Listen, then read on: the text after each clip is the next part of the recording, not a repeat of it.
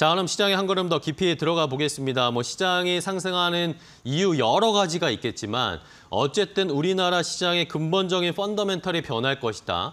새로운 정부에 대한 기대감도 있다. 이런 것들이 시장을 더 끌어올리고 있습니다. 오늘 조금 더 어제 있었던 정부의 새로운 내각 인사와 관련해서 한번 분석하면서 투자 아이디어 얻어보도록 하겠습니다. 이데일리 마케팅 센터의 권소연 센터장과 이야기 나누겠습니다. 안녕하세요, 센터장님. 네, 안녕하세요. 네, 반갑습니다. 네.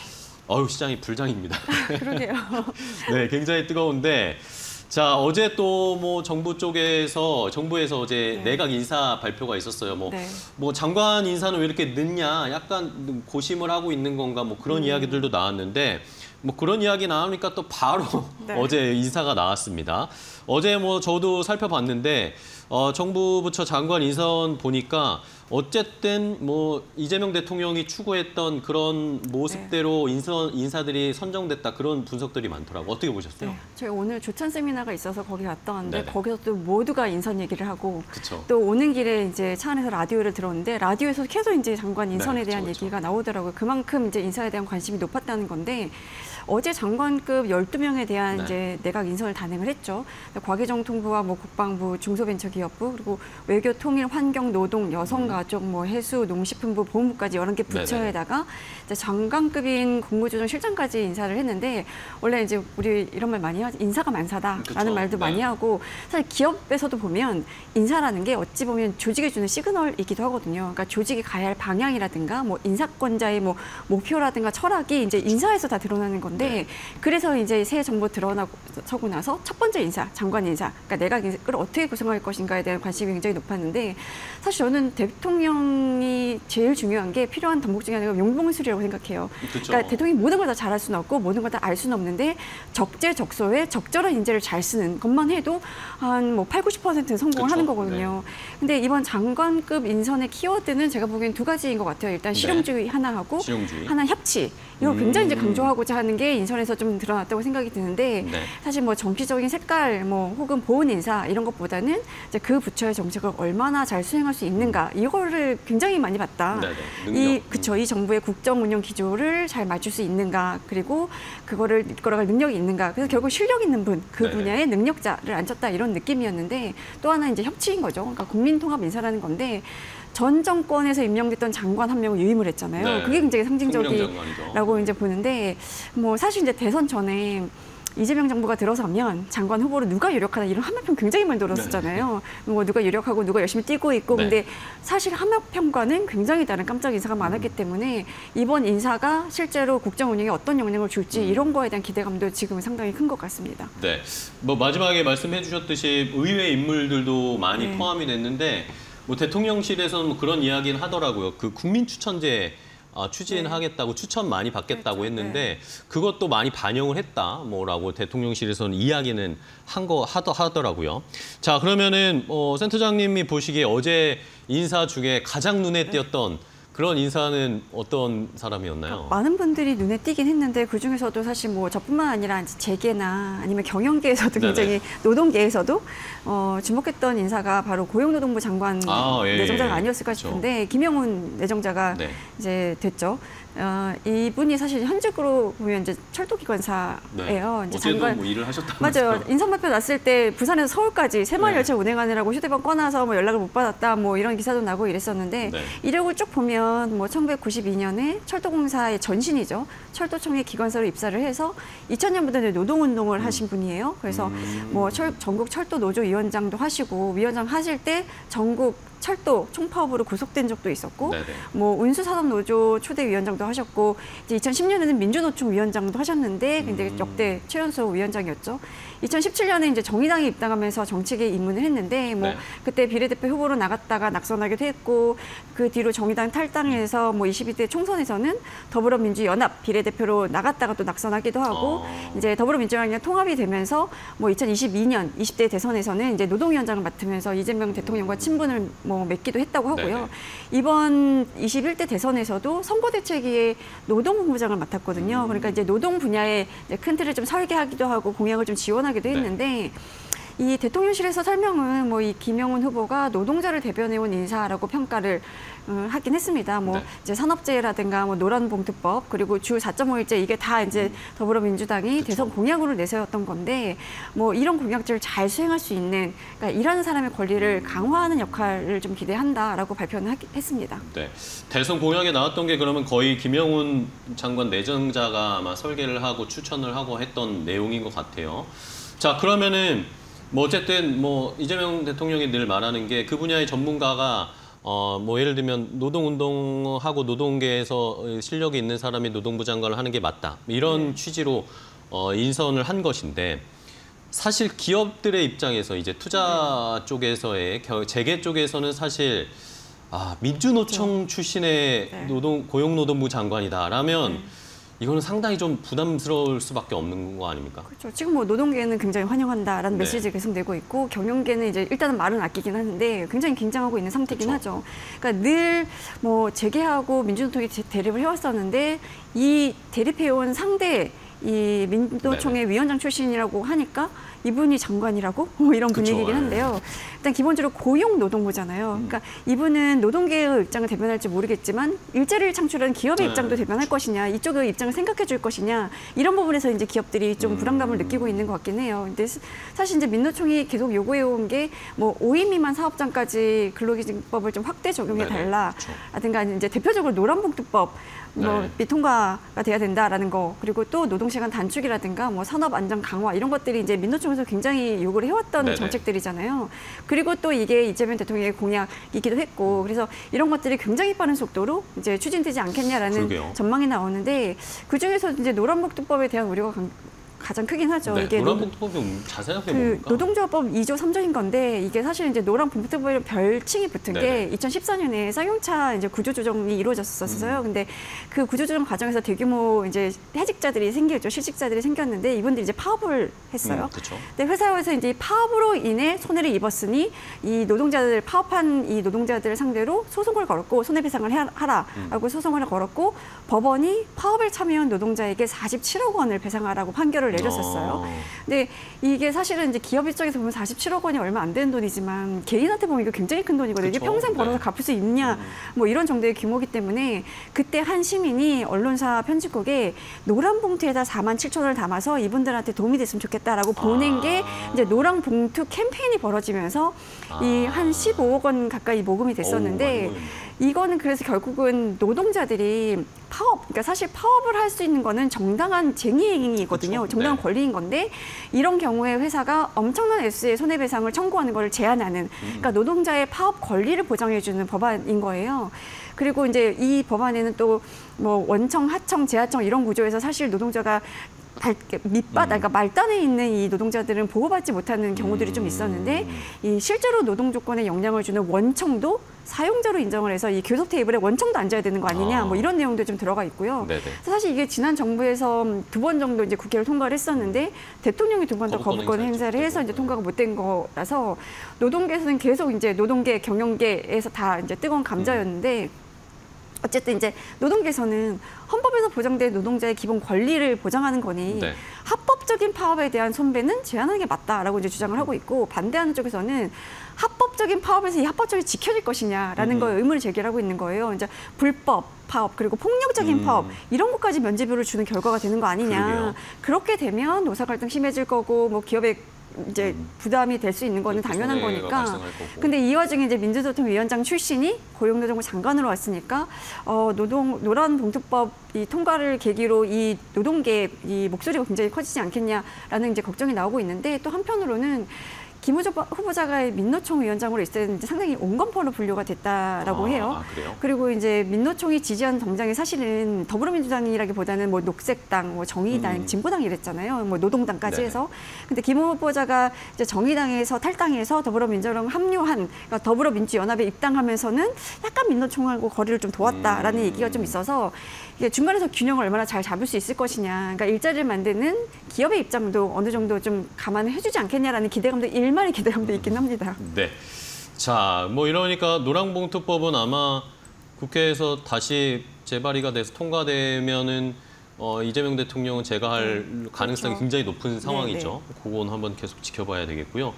자, 그러면 일단 뭐 고용노동부 쪽도 관심이 많았지만 저도 어제 또 관심이 많았던 건 지난번에 어쨌든 AI 미래기획 수석으로 하정우 수석이 선정이 된 것처럼 이번에는 또 과기정통부 장관에 이번에는 또 LG 출신의 또 기업인이 또 선정이 됐고 이러면서 이 젊은 기업인들이 좀 이번에 내각에 많이 진출하는 그런 것도 특징적이었던 것 같아요. 그렇죠. 그러니까 적재적소에 능력자를 썼다는 게 딱 이제 요 경우에 들어맞는 건데 과기정통부 장관 이제 배경훈 LG AI 연구원장이 됐잖아요. 이분이 사실 작년, 재작년 이럴 때 뭐 언론사는 물론이고 이제 AI 관련된 포럼 컨퍼런스 굉장히 많이 열렸거든요.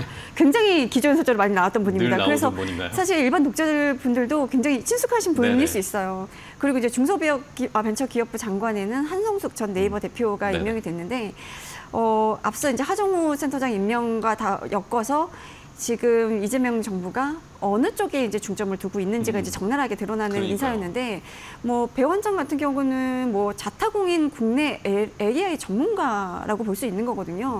그러니까 LG AI 연구원에서 이제 추론 AI 모델인 엑사원 딥을 선보였는데 이 개발을 좀 주도를 하셨고 그 엑사원 딥이라는 거는 중국의 딥시크를 좀 뛰어넘는다는 평가를 좀 받고 있기 때문에 그렇죠. 그러니까 한국형 AI 모델을 개발했다라는 이제 평가를 받고 있고. 사실 이재명 대통령이 뭐 AI에 100조 투자해서 뭐 3대 AI 강국 만들겠다 뭐 이런 공약도 했었고 이런 인재를 그러니까 이런 공약들을 실천한 적절한 인재를 찾았다라는 평가에 이견이 없는 것 같아요.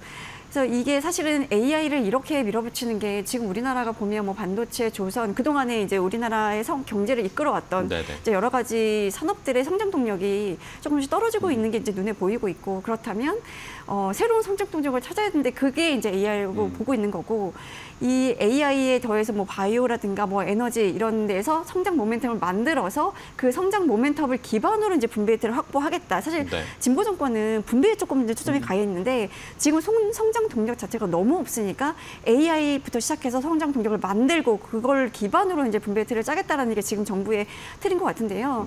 실제로 이런 것들이 이제 취임 초에 대통령 행보에서 많이 드러나고 있는 게 지난 20일에 이재명 대통령이 울산의 그 인공지능 데이터 센터 출범식 참석을 했었잖아요. 그때 이제 배 후보자도 AI 전문가 자격으로 같이 참석을 했었는데 이게 이 취임 후에 데이터 센터 출범식 참석했다는 것 자체만으로도 이 정부가 AI를 정말 성장도를 키우겠구나라는 것들을 이제 인식할 수 있게 행동으로 보여준 결과라고 생각해요. 네.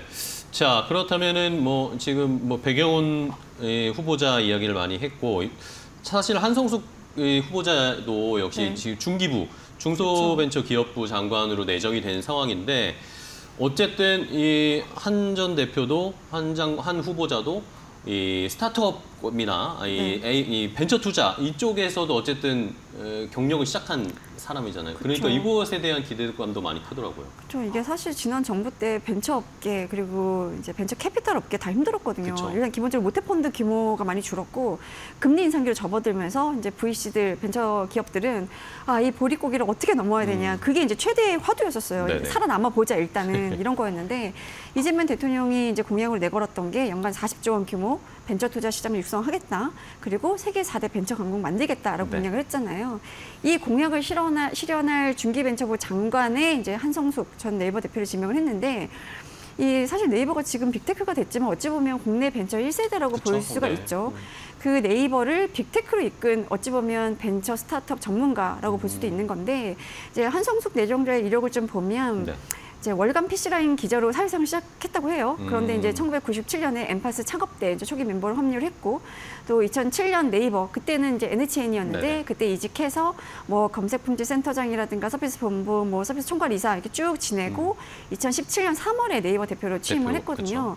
그 이후에 6년간 네이버를 이끌면서 네이버의 이제 매출 규모라든가 몸집 자체를 굉장히 키운 분인데 그때만 해도 네이버는 그냥 포털, 검색 이런 이제 회사였는데 엄청 다양한 영역으로 이제 사업을 확대를 했죠. 그러니까 특히 이커머스 부분 이런 거 키우면서 지금 사실 이커머스 하면 쿠팡과 네이버 양대 산맥이 됐잖아요.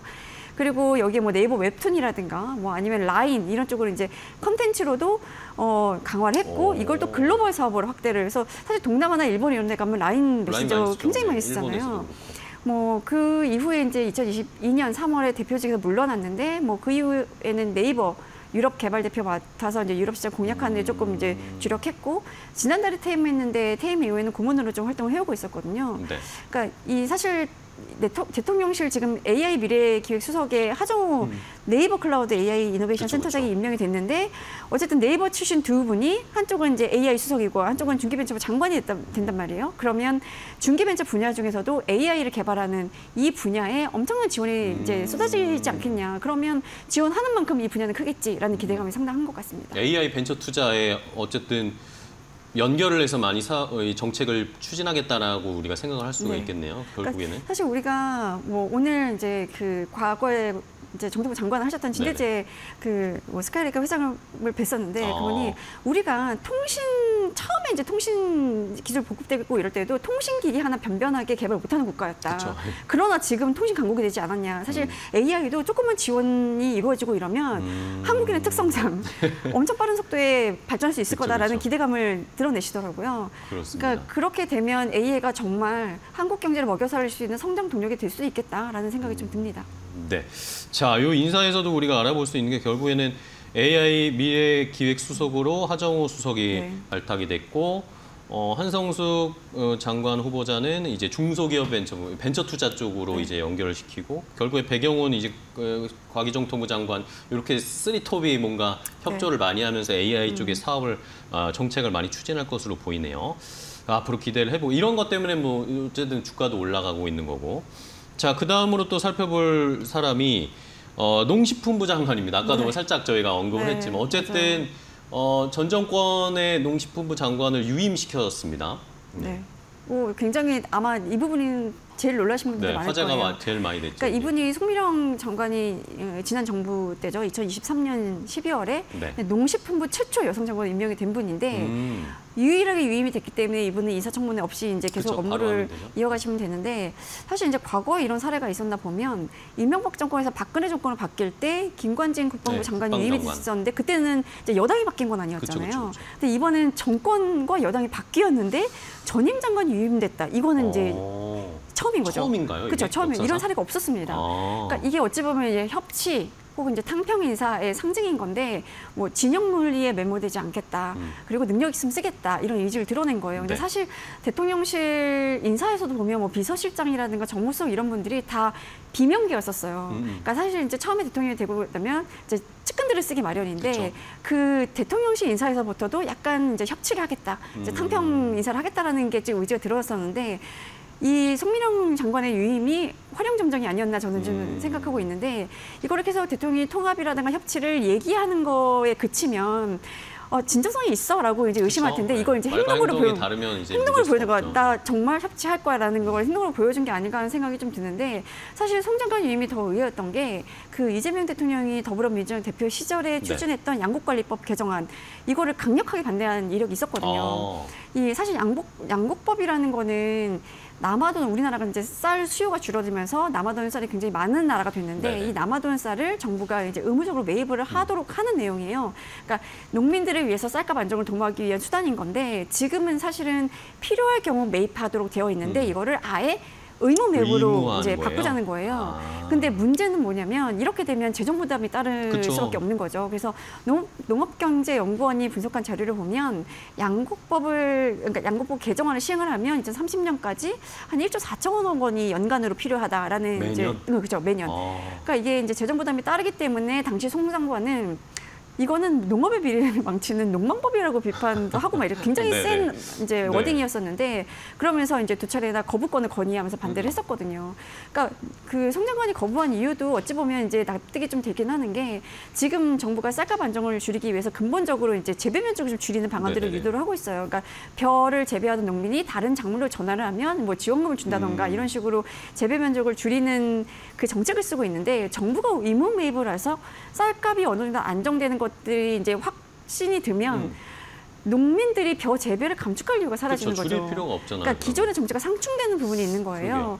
그리고 이제 송 장관이 농촌경제연구원 출신이기 때문에 농협분의 이제 전문가기도 하고 뭐 이래서 그때 이제 거부권 행사하면서 이제 제시를 했던 게 조건부 의무 매입 예를 들어서 벼 재배 면적을 줄이려는 노력을 한 농민에게 의무 매입을 해주는 식으로 이제 약간 이제 조건부 뭐 안을 좀 제시하기도 했었는데.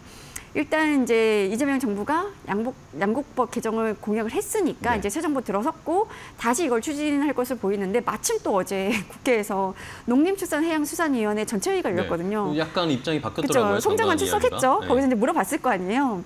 뭐 답은 이랬습니다. 뭐 새 정부 철학에 부합하는 방향을 추진하겠다. 기본적인 취지에선 동의해 왔다.